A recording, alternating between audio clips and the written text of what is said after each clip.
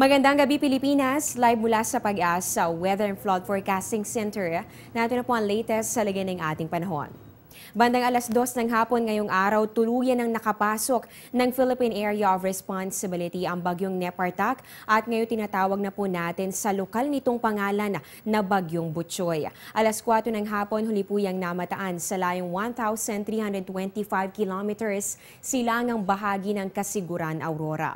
Lalo pang lumakas ang bagyo, taglay po ang maximum sustained winds na aabot ng 140 kilometers per hour at pagbugsong papalo naman sa 170 kilometers per hour. Inaasahan po natin ito po ay kikilos pa northwest pa rin sa bilis na 30 kilometers per hour. Sa ganitong direksyon, inaasahan na maliit pa rin ang tsansa na tumama ito sa lupa. Gayunpaman, kahit wala pong inaasahang landfall activity, ayon kay Pag-asa Weather Forecaster Jory Lois, posibleng magtaas ang pag-asa ng signal number 1 sa Batanes area bukas dahil po sa patuloy nitong paglapit.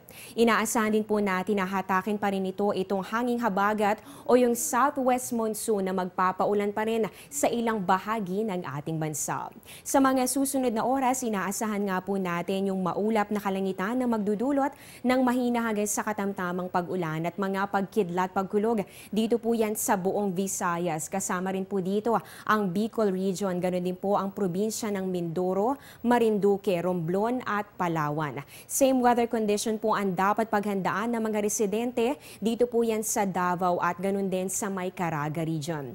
Dito naman sa atin sa Metro Manila at pati na rin sa natitirang bahagi pa ng ating bansa, mararanasan po natin yung bahagya hanggang sa maulap na kalangitan at meron pa rin po chances na mga pulo-pulong pag-ulan o pagkidlat pagkulog.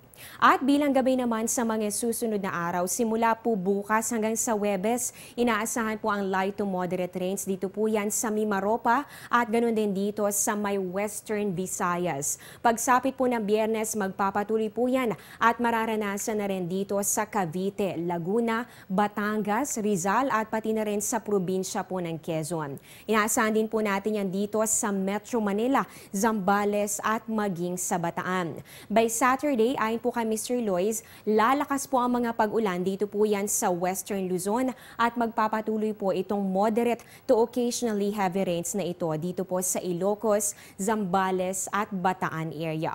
Ibig sabihin po nito, magiging maulan po sa malaking bahagi ng Luzon sa mga susunod na araw. Kaya naman maghanda po tayo, makibalita at maging alerto. Samantala, ilang astronomical data tunghayan sa aming pagbabalik. Teng, ang package.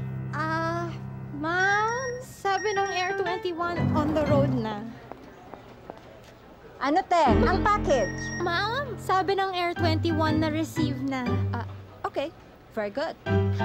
Basta padala, sagot ka ng Air 21. May real-time delivery updates via text para worry-free ka. Teng, ang package, napadala mo na? Yes, ma'am, sa Air 21. Sa Air 21, sagot ko, padala mo. Bago po ang astronomical data, naglabas po ng abiso ang Pag-asa. Ayon po dito, nakakaranas po ngayon ng thunderstorm ang ilang bahagi po ng Nueva Ecija. Kabilang po dito ang Coyapo, Talugtog at ganun din po ang Laur.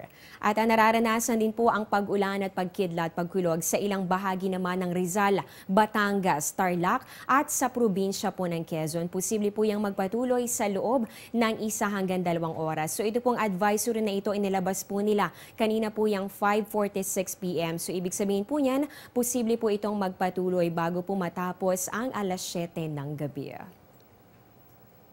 At eto naman, walang pasok bukas. Balak mo bang mag-jogging o kaya naman magsimba sa Baclaran? Ang sunrise natin bukas 5:32 ng umaga at ang sunset naman natin 6:30 ng gabi. Yan po ang latest mula po dito sa Pag-asa. Abangan niyo po ang susunod kong update sa News Live. Dito pa rin po yan sa Telebisyon ng Bayan. Ako po ang inyong weather lover, Amor La Rosa, na nagsasabing ang taong handa at may nahon, kayang lagpasan ang hamon ng panahon. Magandang gabi po sa inyong lahat at mag-ingat po kayo.